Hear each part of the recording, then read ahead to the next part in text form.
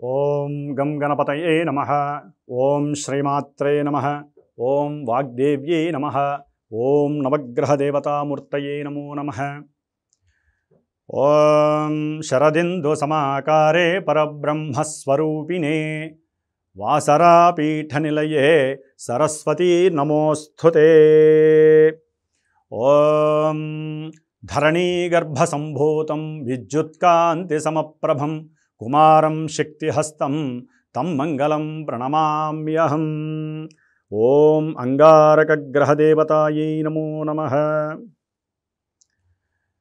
ఈ ఛానల్ని వీక్షిస్తున్నటువంటి ప్రేక్షక మహాశైలందరికీ కూడా శుభాభివందనం తెలియజేస్తూ, శ్రీ విశ్వావసు నామ సంవత్సరంలో మనకి దాదాపుగా మార్చి 30వ తేదీన ప్రారంభమైనటువంటి ఈ నూతన సంవత్సరంలో ఎన్నో గ్రహాలు, ముఖ్యంగా కొన్ని గ్రహాలలో మనకున్నటువంటి నవగ్రహాలలో శని భగవానుడు, రాహువు, కేతువు, గురువు, ఈ ఔటర్ ప్లానెట్స్ అంటే భూమికి దూరంగా ఉన్నటువంటి గ్రహాలలో ఔటర్ ప్లానెట్స్ ఇవి. మరి కుజుడు మన భూమికి దగ్గరగా ఉండి ఔటర్ ప్లానెట్గా ఉన్నాడు, బహిర్గత గ్రహాలు అంటారు. మరి ఈ గ్రహాలు ముఖ్యంగా మార్చి 30వ తేదీన శని భగవానుడు మీనరాశిలోకి వచ్చారు. మరి మే 14వ తేదీన బృహస్పతి అనగా గురువు మిథున రాశిలోకి ప్రవేశం జరుగుతుంది. మే 18వ తేదీన రాహువు కుంభరాశిలోకి ప్రవేశము, కేతువు సింహరాశిలోకి ప్రవేశం. మరి ఈ గ్రహాలు ఈ విధంగా మారుతున్నాయి. మనకి మాస ఫలితాల రీత్యా చూస్తే కనుక మనకి రవి, బుధ, శుక్ర, చంద్ర మరియు కుజగ్రహం. ఈ కుజగ్రహము మనకి ఏప్రిల్ 3వ తేదీన మిథున రాశిలో నుండి కర్కాటక రాశిలోకి ఈ యొక్క అంగారక గ్రహం తన యొక్క ప్రవేశాన్ని చేయబోతోంది. ఏప్రిల్ 3వ తేదీన పునర్వసు నక్షత్రం 4వ పాదంలో కర్కాటక రాశి తనకి నీచ స్థితి అయినటువంటి ప్రాంతంలోకి ఆ కుజ మహానుభావుడు అడుగు పెడుతున్నాడు. మరి ఈ కుజుడు అంటే మంగళుడు, అంటే మంగళప్రదమైనటువంటి విషయాల యందు ఈయన యొక్క ప్రోత్సాహం చాలా అవసరం అందరికీ కూడా. ఎందుకంటే కళ్యాణకర్త. ఎవరికైనా సరే స్త్రీ పురుషులకి వివాహ విషయంలో అత్యధికమైనటువంటి పాత్ర ఈ కుజగ్రహానిది. ఈయన భూమి యొక్క పుత్రుడు, అంటే ఈ భూమి యొక్క పుత్రుడు కాబట్టి అటు విష్ణుమూర్తి యొక్క అంశ మరియు భూమి యొక్క అనుగ్రహం కలిగినటువంటి వాడు. పరమేశ్వరుడు యొక్క అనుగ్రహంతో ఈ యొక్క మంగళుడు అయినటువంటి కుజుడు ఆవిర్భవించాడని పురాణ వచనం, శాస్త్ర ప్రమాణం. మరి ఈ కుజుడు భూమికి దగ్గరగా ఉండి భూమి మీద పంచభూతాలలో అగ్నితత్వం అయినటువంటి, అగ్నికి ముఖ్యమైన కారణమైనటువంటి అగ్నితత్వానికి ప్రధానభూతుడైనటువంటి రవి తర్వాత కుజుడికి అంత విశేషమైనటువంటి ప్రాధాన్యత ఉన్నది. ముఖ్యంగా ఈ కుజుడు మంచి పరాక్రమవంతుడు, విశేషమైనటువంటి గొప్ప గౌరవాల్ని కూడా మనకి ప్రసాదించేవాడు. ఆటల యందు నైపుణ్యత, అంటే మనకి విలువిద్యలు ఎన్నో ఉన్నాయి. అట్లాగే ప్రతి క్రీడా సంస్థల్లో, క్రీడారంగాలలో పనిచేసే వాళ్ళకి, క్రీడల్ని ఆడేటటువంటి వాళ్ళకి అందరికీ కూడా ఈ కుజుడి యొక్క బలం ఉండాలి. అది బాక్సింగ్ కావచ్చు, క్రికెట్ కావచ్చు, లేకపోతే మిలిటరీ వ్యవస్థలో మరి పోలీసులు కావచ్చు, సైనికులు కావచ్చు, అట్లాగే శస్త్రచికిత్స చేసేటటువంటి డాక్టర్లు కావచ్చు, అంటే సర్జన్స్. మరి వీళ్ళందరికీ సంబంధించిన వాళ్ళు, ముఖ్యంగా కషాయ వాళ్ళు కావచ్చు, క్షురకులు, అంటే మనకి కంపల్సరీ అందరికీ అవసరమైనటువంటి, ఇప్పుడున్న రోజుల్లో స్త్రీలు పురుషులకి అవసరమైనటువంటి బ్యూటీ పార్లర్ వ్యవస్థలో మరి ఈ యొక్క హెయిర్ని కట్ చేసేటటువంటి ఆ యొక్క క్షురకులు, వారికి సంబంధించిన వాళ్ళకు కూడా ఈ కుజుడు. వడ్రంగి, అట్లాగే కుండలు తయారు చేసేటటువంటి వారు, అట్లాగే వ్యవసాయ భూములకి సంబంధించి అది రియల్ ఎస్టేట్ వ్యవస్థ వ్యాపారులకు కావచ్చు, లేకపోతే ఈ యొక్క వ్యవసాయ సంబంధిత ఆధారభూతమైనటువంటి రైతులందరికీ కూడా మరి పంపు సెట్లు కావచ్చు, లేకపోతే నాట్లు వేసేటటువంటి భూమి, ఆ నాట్లు అంటే మనకి భూమిలోంచే పండుతాయి అన్నీ కూడా. మరి భూపుత్రుడు కదా, ఆయన అనుగ్రహంతోనే. ముఖ్యంగా ఈ ఎండాకాలం చాలా విశేషమైనటువంటి పరిస్థితి కుజ భగవానుడు. మరి ఈ కుజుడు ఇలా శుభాలతో పాటుగా మరి ఈ ప్రపంచంలో మానవులకి ఆహారాన్ని ఇచ్చేటటువంటి వ్యవసాయ ఆధారితమైనటువంటి భూమికి సంబంధించిన వాడు. ఎవరైనా గృహం కట్టుకోవాలన్నా, గృహాన్ని అమ్మాలన్నా, అట్లాగే ల్యాండ్స్ అంటే ఏదైనా భూ వివాదాలకు సంబంధించినటువంటి విషయాలకు కానివ్వండి, ముఖ్యంగా సోదరులకి సంబంధించినటువంటి విషయాల యందు కానివ్వండి, ఆరోగ్యం అంటే శత్రు రోగ రుణ విషయాలలో ఈ మూడిటికి సంబంధించిన వాడు కుజుడు. కుజుడు గనక జాతకంలో సరిగ్గా లేక ఉన్నట్లయితే కనుక శత్రువులు వృద్ధి చెందుతారు, అవసరం లేనటువంటి అంతర్గత రోగాలు వస్తాయి, అట్లాగే రుణాలు సంప్రదిస్తాయి, అవసరం లేకుండానే అంతర్గతంగా ఎన్నో అప్పులు చేయాల్సినటువంటి పరిస్థితులు. ఇవన్నిటికీ కూడా ఆయన మూలకారకుడు కుజ భగవానుడు. మరి ఈయన మనకు ఉన్నటువంటి ద్వాదశ రాశుల్లో మేషరాశి మరియు వృశ్చిక రాశి, అటు చరరాశి ఇటు స్థిర రాశి, ఈ రెండు రాశులకి కూడా ఈ యొక్క కుజ భగవానుడు ఆధిపత్యం వహించాడు. ఇటు ఆరోగ్యానికి, ఇటు అంతర్గత జననాంగ విషయాలకి, విరాట్ పురుషుడికి సంబంధించిన అంగాలలో ఈ యొక్క రెండు రాశులు కూడా, ఒకటి శిరస్సుకి, ఒకటి నాభి కింద ఉన్నటువంటి జననాంగ ప్రదేశాలను సూచించేటటువంటి రాశులకి ఈ అంగారకుడు మరి ప్రాధాన్యత వహిస్తాడు. అట్లాగే రక్తానికి సంబంధించినటువంటి విశేషమైనటువంటి కారకుడు. అట్లాగే మజ్జ, మనకి శరీరంలో ఎముకల లోపల మజ్జ ఉంటుంది, అంటే ఎముకలు బలంగా ఉండాలంటే లోపల మజ్జ అనేటటువంటి గుజ్జు ఉంటుంది, దానికి కూడా ఈ కుజుడు కారకుడై ఉంటాడు. అట్లాగే ఎవరికైనా సరే ఏదైనా ఆటంకాలు, విఘ్నాలు, లేకపోతే ప్రమాదాలు, అగ్ని ప్రమాదాలు, లేకపోతే వెళ్తూ వాహనాల మీద పెద్ద పెద్ద ప్రమాదాలు, వెహికల్స్ కాలిపోవటం, ఇట్లా ఎన్నో రకాలైనటువంటి ఇబ్బందికరమైనటువంటి సంఘటనలను కూడా సూచించేటటువంటి వైవిధ్యమైనటువంటి గ్రహం ఏదైనా ఉందంటే మరి మహానుభావుడు అంగారకుడు. ఈ కుజుడు యొక్క విషయంలో, ముఖ్యంగా వివాహ విషయంలో కుజదోషం అని మనకి ప్రాధాన్యత చాలా ఉంది. అది మ్యారేజ్ మ్యాచింగ్స్లో ఈ కుజదోషం అనేటటువంటి మాట ఎక్కువగా ఉంటుంది. సృష్టి ధర్మానికి ఒక స్త్రీ పురుషుడు కలిస్తేనే సృష్టి ఆవిర్భవిస్తుంది సంతాన రూపకంగా.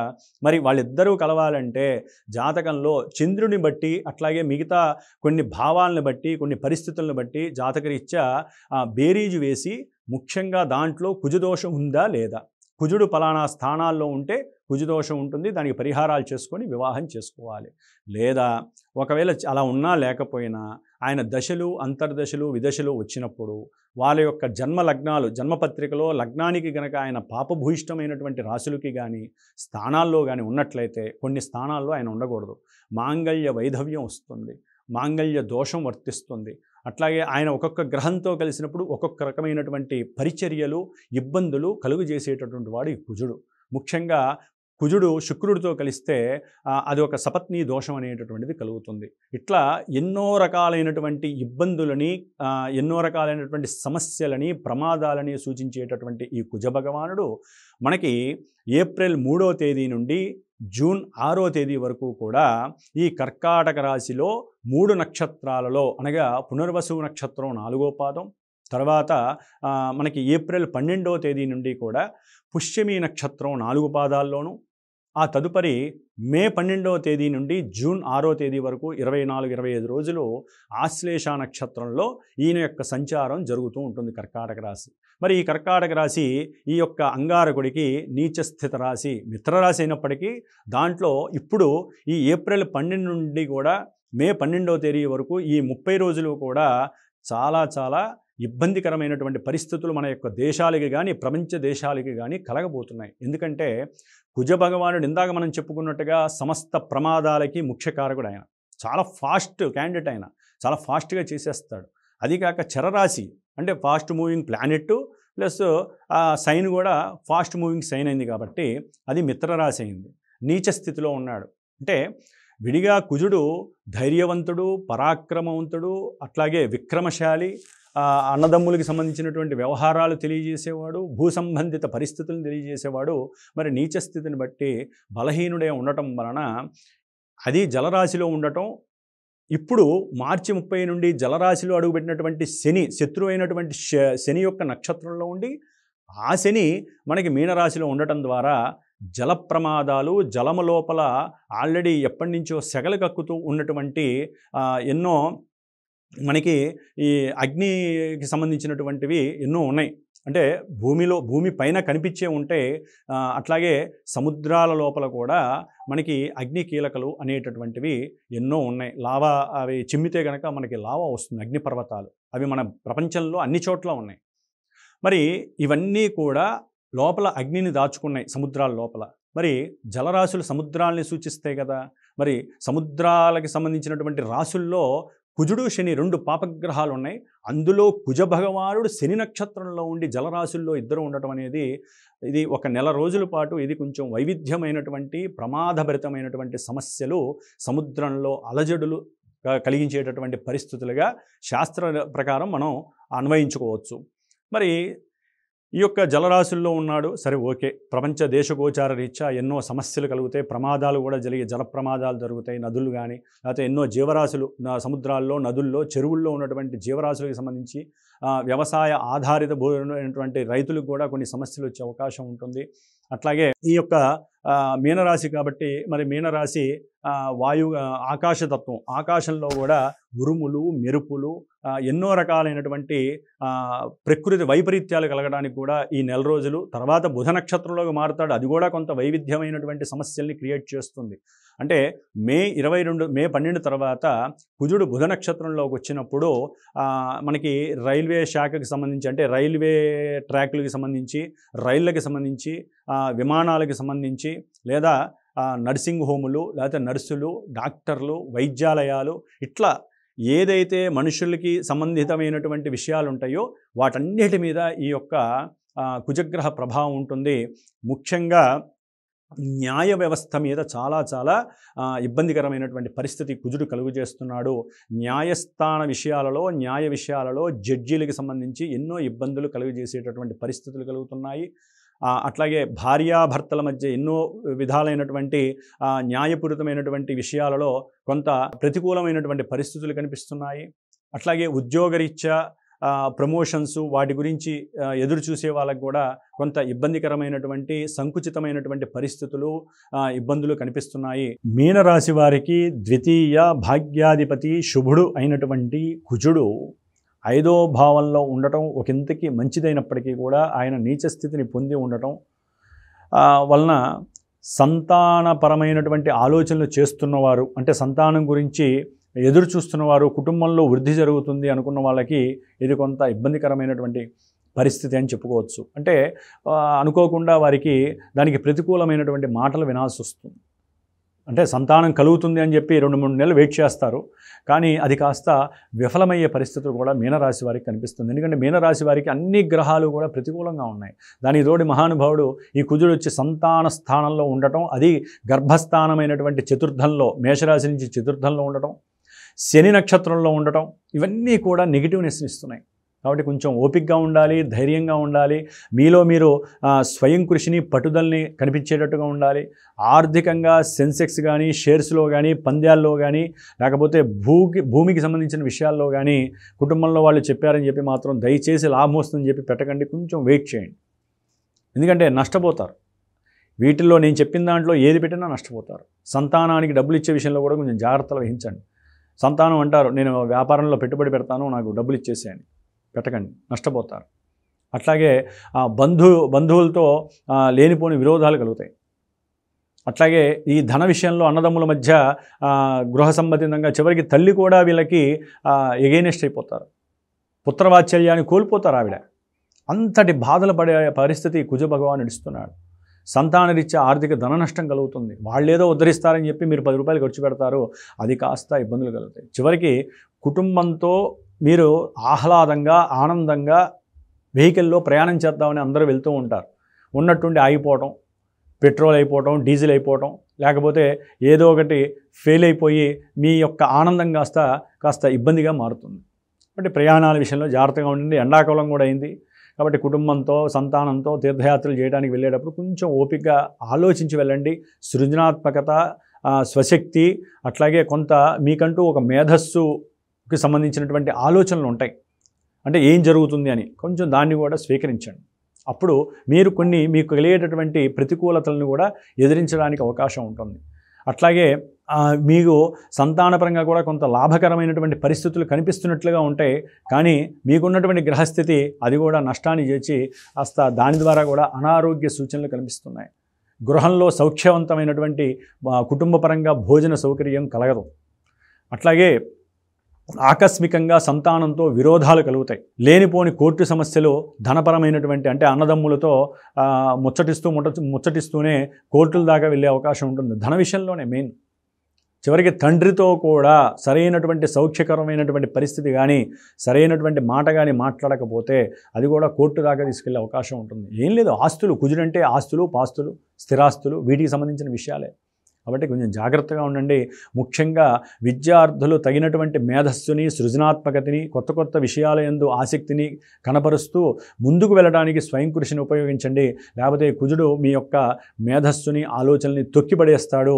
మీరు అనుకున్నటువంటి విజయ సాధన వైపుకి తీసుకువెళ్ళడు. ప్రతి కార్యక్రమంలో అగాధాలు విగాధాలే కలుగుతాయి. శత్రువులు ఎక్కువ అవుతారు. అట్లాగే కొంచెం రోగాలు కూడా తగ్గినట్టు ఉంటాయి, కానీ మళ్ళీ పునః అవి ప్రారంభం అవుతాయి. అట్లాగే రుణాలు తీరిపోతాయి అనుకుంటారు, కానీ శనిగ్రహ ప్రభావం వలన ఈ కుజుడు తీర్చలేకపోతాడు, ఆలస్యం అయిపోతుంది. ఇట్లా ఎన్నో రకాలుగా గృహం అమ్మి, స్థలం అమ్మి కూడా వీళ్ళు అప్పులు తీర్దాం అనుకుంటారు. అవి కూడా ఓ పట్టాన్ని తెమలవు. కాబట్టి ఓపిక పట్టండి. జూన్ 6 తర్వాత మీరు అనుకున్న కార్యక్రమాలన్నీ ముందుకు వెళ్ళడానికి అవకాశం దొరుకుతుంది.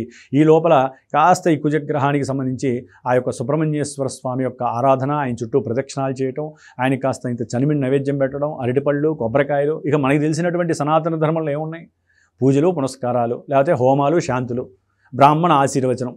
కాబట్టి చక్కగా ఈ విధంగా చేసుకోండి. పెద్దగా చెప్పుకోదగ్గ ఇబ్బందులు మీనరాశి వారికి కుజగ్రహ ప్రభావం వలన లేకపోయినప్పటికీ కూడా కాస్త అనుకున్నవన్నీ ఆలస్యం అవడానికి ఆయన ఉన్న నక్షత్రాధిపతి వలన కలిగడానికి అవకాశం ఉంటుంది. వ్యాపారంలో పెట్టేటప్పుడు కొంచెం ఏజెన్సీస్ మోసం చేసే అవకాశం ఉంటుంది. కాబట్టి ఏజెన్సీస్ విషయంలో నమ్మటంలో కొంచెం వాళ్ళతో దూకుడుగా ప్రవర్తించడం, అనుకోగానే అనుకున్నట్టుగా పని అయిపోవాలని చెప్పి వాళ్ళకి ధనం దారబోయటం, వాళ్ళు అడగంగానే ధనం ఇచ్చేయటం, కుటుంబీకులు కూడా దానికి సహకరించడం, ఇవన్నీ కూడా ధన నష్టాలే, అనుకోకుండా జరిగిపోతాయి. విద్యార్థులు కొంచెం జాగ్రత్తగా ఉండండి. ఎందుకంటే ముందు మే 12 తర్వాత కొంత మీకు చదివిని గుర్తుండకపోవచ్చు, ఇబ్బంది పడతారు. కాబట్టి ఎగ్జామ్స్ జాగ్రత్తగా రాయండి. మంచి మేధస్సుని ఉపయోగించండి. అట్లాగే దక్షిణామూర్తి అనుగ్రహాన్ని పొందండి. స్కందుణ్ణి ఎక్కువగా ప్రార్థన చేయండి. సుబ్రహ్మణ్య స్వామి ఆలయాలు చక్కగా తిరగండి. కాబట్టి ఈ విధంగా చేసుకోండి. చక్కగా కుజగ్రహ ప్రభావం వలన మీనరాశి వారికి ఆనందమయ జీవితం దొరుకుతుంది అనేటటువంటి సూచనతో ఓం గం గణపతయే నమో నమః.